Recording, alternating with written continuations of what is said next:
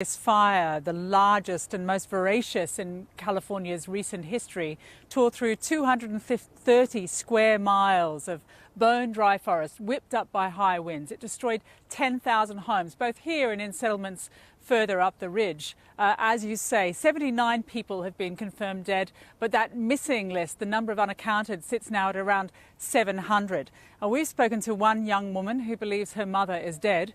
And we also spoke to the last man standing in this town that he loves. The climate's good. It's nice and peaceful. Everybody's got a smile on their face, a nice good morning for everybody. Yeah, it wasn't called paradise for nothing. Lift your gaze in paradise, and the canopy looks like it always has. But at ground level, the intimate wreckage of thousands of lives is on display. Stairways that hang mid-air. Backyard playgrounds melted. And cars that nobody will drive to work or the shops again. It went fast. All of this went fast. From the time we saw the fire till the fire was over there, 20 minutes. Everything was on fire. Brad Weldon is one of only a handful of the town's 27,000 residents who stayed and survived. He fought the flames with 2 garden hoses and the help of a friend's son. The real scary part where you were having to hose yourself down to keep from burning up was over, so. And you did that? Oh yeah, more than one time, both of us. Really? Oh yeah, turn the hose on yourself, lay down on the ground, put the hose on yourself. It's because the fire was coming right at us. This is what it looked like from their house that morning. It was a complete firestorm, and the fire came through here so fast it was like a blowtorch. It was so much black smoke, it was like midnight out here. As they fought the flames, Brad's mother waited inside. She's blind, she can't see, she can't walk around, and so she just had to stay and be patient. The noises must have been terrifying for her. Scared her to death. Yeah, she was really scared. But she's a tough old girl. She hangs right in there. Sounds like it runs in the family. Yeah. Brad's convinced if he'd tried to leave, his mother would not have survived, suffering the same fate as hundreds still on the town's missing list. The missing list is mostly people in their late 70s, 80s, 90s, most of them. This was a huge retirement community. There was no warning. There's no public sirens, none of that stuff around here. There was absolutely no warning for most of these people. Half of them were still in bed and it went through and ate them. And they didn't even know. The list is on display at evacuation centers like the encampment outside the Walmart in nearby Chico. Currently, it runs to nearly 700 names, but local officials insist it's a rough list, printed in the hope some who are wrongly included will come forward. On the day of the fire in Paradise, in their house in the center of town, Victoria Taft, elderly and disabled, wouldn't leave. She thought her daughter was overreacting. Yeah, we had fought for that time and she didn't, I don't know, she wasn't reacting well to it all, and that it wasn't going to be that bad, and whoever she called, you know, they didn't know about it either. So, and we didn't get any notification the whole time. She thought society was better and, you know, the authority would tell her. Things would work. Yeah.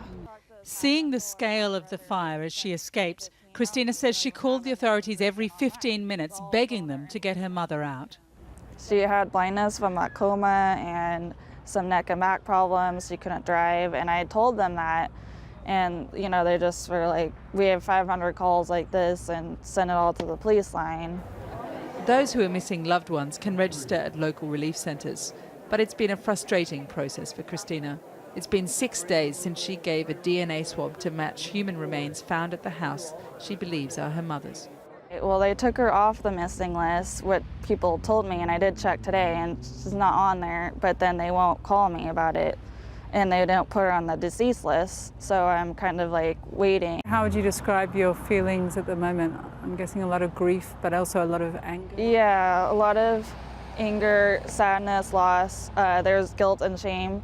And of course, everyone says, you know, it wouldn't be smart to wait, but you know, everyone I'm talking to almost just waited till the flames were in their yard.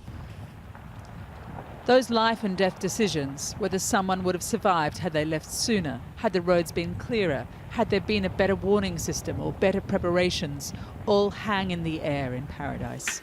For now, forensics team continue to sift the ashes for remains. One official told me the fire was so intense, they're looking for pieces of bone no bigger than a 50p coin. But this almost impossible task is only the beginning to a search for answers over what happened here and how it's possible that in America's wealthiest state, hundreds of lives may have been erased without a trace. So we've spoken to the county about that concern expressed by residents about a lack of warning. They say they're still collecting information, but they believe that system was working. They had a system in place alerting residents by text message, but you had to sign up for that message in order to get it.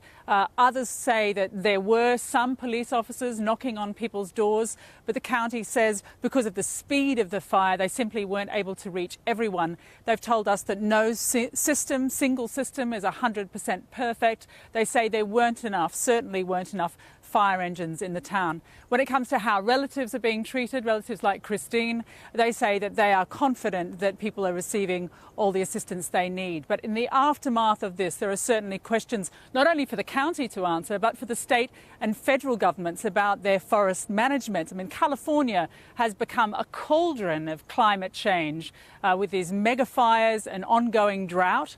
Rains are actually forecast here tonight, which is good news in the sense that it will put out what's remaining of the fires.